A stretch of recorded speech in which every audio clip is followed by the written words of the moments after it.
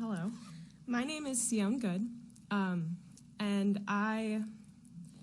sorry, I'm going to get emotional. It's just going to happen. I may not have knelt on the neck of George Floyd. I may not have pulled the trigger for Breonna Taylor. But the weight of their deaths and all the deaths that came before them crushes me every single day. And let me tell you, I can't breathe. To wake up in my own house every day and fear for the life of my brother and my dad.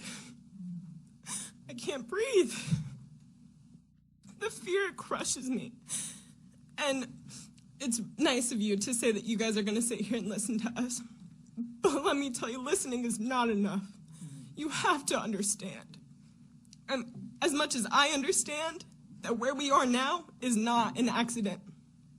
I see the state of our country. I see the state of our community, and I know that it's not an accident. I sit here and look at 8 of 9 of you. You're white, which is great, but I know that that is not an accident. And I wonder, where is my brother? Where is my sister? And not just on this board, but in several places around our community, principals, teachers, on the police officers. Where is my brother and sister? And so I came up here. I felt I needed to come up here and stand in front of you. I'm 21 years old. I'm the future you're all talking about. And I want to know, when is it going to change? Do more people have to die? Do more people have to cry? When are we going to let the weight get so heavy that it consumes us? I need to see myself reflected in my community, because every day I risk my life for this community to go out and serve in it. And I don't know when that time's going to end. I saw an officer sitting in front of my house today, just looking to write a ticket for some people who were parked wrong in the street, and I got scared. I was terrified. I kept checking out my window. I was trying to do my laundry. And they tell you that if you do everything right, if you comply, if you go to school, if you get a job, if you dress the right way, if you do your hair right, that you will be okay. And I am not okay. And I've done everything that has been asked of me. And this community continues to reject me. For what? The color of my skin. And I know that that is not an accident. So please, if you take nothing else out of this whole meeting today, please understand that I need to see myself reflected in the people that are above me. Thank you. I retired to this area after serving 21 years in the United States Army. And I served proudly, but what I've learned since I retired from the military is that I served for your right to have freedom of speech. And I recall an incident when I was called the N-word in the Army.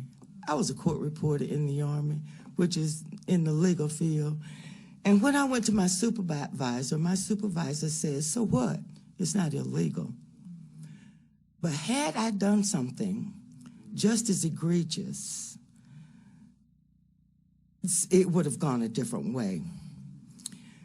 I'm 73 years old, and for 73 years, white people have been waiting for black people to solve racism.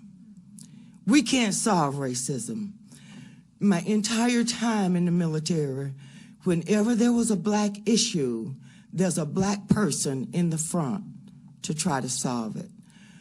Since I've been out of the military, every time there's a black issue, and I look at Ms. Frazier, and I look at all of you, and I wonder why Ms. Frazier had to speak first. I want to know when you are going to stand up for me. I want to know when you are going to stand and say, "I got this." that you don't have to fight this battle. And see, I can't change your heart. I can't. I would never change your heart. We keep coming to the table. We keep going to all kinds of training. But when I get to the table, most of the people at the table look like me. I already know my struggles. Miss Frazier already knows her struggle. She knows what she's had to go through as a black woman. The people you see here, they know what they've gone through. I come from a community. My uncle was shot down on my grandmother's porch before I was ever born.